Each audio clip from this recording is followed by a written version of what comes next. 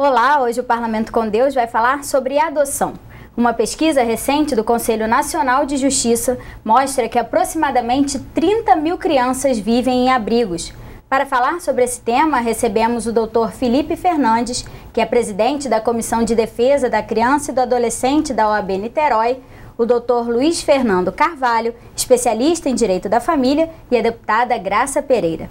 Sejam todos bem-vindos ao nosso programa. Doutor Felipe, eu queria que o senhor passasse para a gente em relação aos números no Rio de Janeiro. Quantas crianças hoje estão nessas instituições de acolhimento? Certo. Inicialmente a gente tem que falar que os dados são do MCA, que é o Módulo da Criança e Adolescente, que é atualizado de tempos em tempos pelo Ministério Público do Estado do Rio de Janeiro. Então, esses dados foram me passados hoje pela doutora Gabriela, promotora coordenadora lá do MCA. Nós temos hoje, no estado do Rio de Janeiro, 244 entidades cadastradas. Dessas 244 entidades cadastradas, nós temos 2.489 crianças em entidade de acolhimento.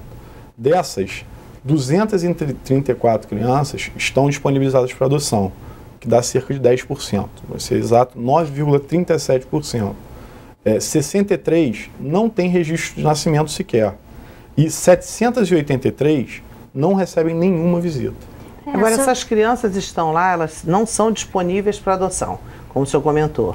E elas vão ficar lá abrigadas por quais são os maiores motivos delas estarem lá nesses abrigos? A gente percebe, em Niterói, onde eu atuo, através da Associação Civil Quintal da Casa de Ana, o Grupo de Apoio à Adoção, a gente fez um trabalho que começou em 2007, que era o de mapear justamente os abrigos. E nesse mapeamento que nós fizemos, nós tivemos a percepção também dos motivos que levavam as crianças ao abrigamento. O principal motivo, por incrível que pareça, que nós chegamos à conclusão na nossa pesquisa, foi que cerca de 20% das crianças estavam abrigadas por negligência dos pais. Então eram as crianças que eram abandonadas ou negligenciadas pelos pais, e diferentemente do que a gente podia pensar que, por exemplo, a criança não tem pai e mãe, é órfã, esse percentual é mínimo. Mas elas podem voltar para o convívio dos pais? Nesse período que elas estão abrigadas, elas poderão retornar? Ou não tem chance de retornar? Não, nesse período de abrigamento é um período provisório, precário. Ele deve ser durante um tempo. A nova lei, inclusive, institui prazo para isso. Mas em relação especificamente à família de origem, como a lei chama, que é a família biológica, onde essas crianças saíram para ir para as entidades de acolhimento, antigos abrigos, e mais antigamente, na época do Código de Menores, os orfanatos, essas crianças, elas devem, nesse momento de abrigamento, tentar ainda uma reinserção familiar. Há uma busca de tentar ver se aquela família se estrutura para que ela possa receber novamente essa criança. E a lei, a 12.010 de agosto de 2009, ela repete isso de forma incisiva. Nós até dos grupos de apoio achamos de forma incisiva demais. Mesmo quando a criança é violentada, mesmo quando a criança é brutalmente machucada, eles buscam essa reinteração à sua família? Aí, deputada, o que acontece é o seguinte, cada caso deve ser estudado na forma da sua gravidade, né? Quem faz esse estudo é o setor técnico, composto por psicólogos e assistentes sociais da própria vara, o juiz toma conhecimento desse fato, o promotor pode aí sim mover uma ação de destituição do poder familiar desses pais para assim disponibilizá-la para adoção.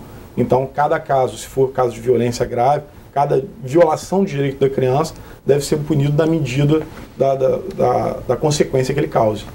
E essas crianças, como você falou, tem um prazo por lei agora, sim, né, para ficarem nos abrigos, sim, que são 2 anos, não é isso? Na verdade, a nova lei de adoção, que fez alterações em diversos dispositivos legislativos, principalmente no ECA, né, que é o 8.069 de 90,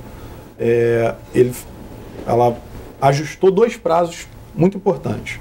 O primeiro prazo é da reavaliação da situação da criança de 6 em 6 meses. Então, toda criança que está em entidade de acolhimento, ela deve ter a sua situação reavaliada num período de até 6 meses. O juiz pode até antecipar. Isso tem sido muito interessante, porque os juízes, com os promotores, com os defensores, com os advogados, com o setor técnico, tanto dos abrigos ou entidade de acolhimento, como também os das próprias varas, eles vão até a entidade de acolhimento. E lá fazem audiências concentradas. Então, nesse momento, é levantada a poeira daquela situação. E, a partir daí, também se antecipa a definição jurídica da situação da criança. Então, a criança vai ter, de 6 em 6 meses, essa reavaliação obrigatória e também dá um prazo máximo de período de abrigamento, que é de 2 anos. Então, a criança vai poder ficar lá até 2 anos.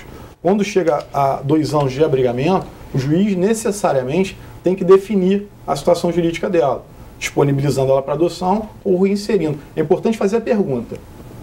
Passaram-se 2 anos. O que fazer? E agora? E a pergunta é a seguinte: essa criança pode ser reintegrada à família biológica? E a resposta tem que ser simples, sim ou não. Se a resposta for sim, reintegração imediata. Se a resposta for não, disponibilização para adoção e inserir a criança. Então, esse prazo de 2 anos não é para as crianças disponíveis, né? Para quem ainda está esperando essa definição da justiça. Na verdade, para a criança que está colocada na entidade de acolhimento. O período que ela deve ficar lá é esse. Se por alguma eventualidade a criança é disponibilizada para adoção, mas não tem casal no perfil daquela criança, por exemplo, a gente tem dificuldade com crianças mais velhas, adoções interraciais, adoções de crianças com HIV positivo. Então essa criança vai ter uma certa dificuldade de ser inserida numa nova família. Ela é mantida no abrigo, obviamente, não é porque passaram 2 anos que ela vai ser jogada para fora do abrigo, né, na entidade de acolhimento. Ela é mantida lá até que se consiga adotar. E tem um motivo justificado. Agora, uma criança menor que está que tem um perfil que as próprias pessoas habilitadas para adoção já fazem no momento da habilitação, essa criança tem que ser disponibilizada. Agora, hoje esse cadastro também nacional, onde todas as crianças estão listadas num cadastro único, facilita muito a adoção, né? Sim, sem dúvida. Hoje o cadastro nacional é o principal instrumento que os juízes vêm usando para fazer essa aproximação entre a pessoa habilitada e a criança disponível.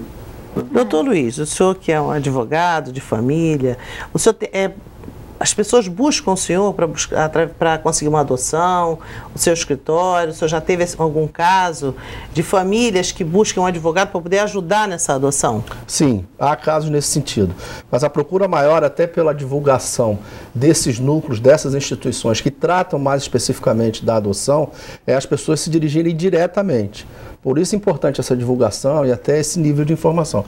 Mas há casos que as pessoas procuram um advogado para buscar uma orientação. Que já foi muito difícil adotar uma criança. É verdade, já foi bastante complexo. É verdade. Hoje eu acho que está bastante simplificado agora. Importante esse dado que o Dr. Felipe falou a respeito do seguinte, ou seja, até pelo que para mim a informação, durante 2 anos a criança pode ainda ser reinserida no núcleo originário. Sim. Ela tem essa possibilidade? Na verdade, qualquer período que a criança se encontra na entidade de acolhimento, se for percebido pelo juiz, pela vara, né, através do setor técnico aí, pelo juiz, que a família se corrigiu... Ou se reestruturou. Se reestruturou, exatamente. Muito obrigado. Ela se reestruturou a ponto que a criança pode voltar para a família de origem, a lei manda que ela volte, né? O mandamento legal é esse, a 12.010 de 2009 fala isso. A preferência sempre é da família de origem. Mas já se viu crianças que foram brutalmente violentadas, que eram espancadas, voltarem para as suas famílias? Esses casos são complicados. Esses casos são difíceis, né? Aí não tem nem... Porque aí o próprio Ministério Público atua para que seja feita a destituição do poder familiar dessas crianças. Não permite, né? Não vai permitir, justamente porque é um risco muito grande de reinserir a criança na família e ela acabar sofrendo novamente uma violência. E muitas vezes as próprias crianças, quando já conseguem emitir opinião, né, criança um pouco mais velha, falam que não querem. Né? Mas eu ainda coloco uma outra questão, que é a seguinte: aquela criança que foi abandonada, no caso, a negligência, no caso. Então, voltar para o núcleo de origem, ela está sujeita a esse risco novamente. Mesmo assim, ou seja, tendo se identificado a questão de ser possível reintegrá-la, ou seja, recolocá-la no núcleo de origem, ela volta, o poder público não interfere, porque o abandono é uma das causas de perda do poder familiar. Sim. É uma violação de direito, né? Da criança. Então, se ela já foi abandonada uma vez, se ela permanece no abrigo, os pais se desinteressaram pela criança, mesmo assim o poder público, nessa avaliação da possibilidade de reinserção, ele prefere colocar no núcleo de origem? Na verdade, isso é um mandamento legal, né? Entendi. Está na lei. Primeiro, a adoção é uma opção a não possibilidade de reinserção na família de origem. Eu acho que até esse dado do MCA aqui é interessante, é que a gente tem 234 crianças das 2.489 que estão em abrigos, tem 234 disponíveis para adoção. Aí você vai um pouco mais à frente e vê que não tem visita 786. Mas quantos casais estão disponíveis? Casais habilitados. Habilitados. Esses números no Rio de Janeiro eu não tenho em relação exatamente a quantos casais. Mas normalmente tem maior, o número é bem maior. O número é bem maior de casais habilitados, mas aí tem do que de crianças disponíveis. Mas a questão aí o problema mora na formulação do perfil. Porque os casais habilitados querem crianças nas suas características físicas e com idade menor, né? E geralmente querem recém-nascidos, quanto menor, até 3 anos. Hoje já está um alargamento aí um pouco maior, até 3 anos, assim, a gente vê mais facilidade para colocação em família substituta. Além do preconceito ainda, como o senhor falou, das crianças que têm doenças, né, que já nasceram com algum tipo de doença crônica ou que têm o vírus do HIV, como o senhor falou.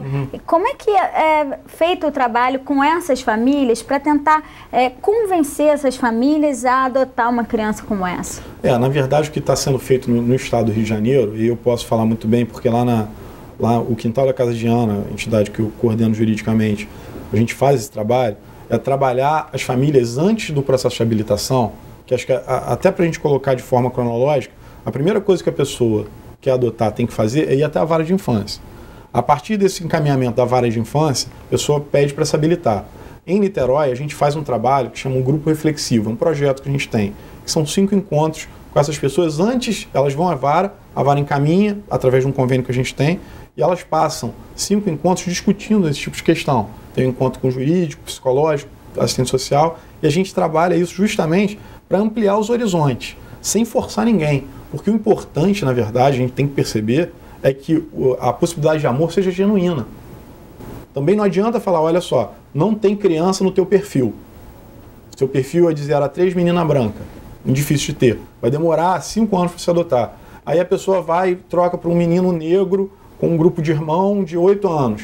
Se ele não está disposto, não tem abertura para amar essa criança, é melhor que ela fique lá esperando do que ela deturpar o verdadeiro valor que ela tem para se adaptar ao cadastro. É claro que os grupos de apoio à adoção trabalham no sentido de ampliar o perfil. E também a pessoa que fica muito tempo na fila, a gente percebe, acaba que amplia o perfil naturalmente. Porque ela vai ficando, vai vendo que a possibilidade de amor não é só para uma criança recém-nascida ou muito nova. Ou com as suas características, né? Porque eles buscam sempre que a criança seja parecida. Sim, né? Sim, sem dúvida. As pessoas vão percebendo que a gente no Quintal tem inúmeros casos de adoção interracial, né? Brancos que adotam negros e casais negros que adotam branco, ou pessoas solteiras.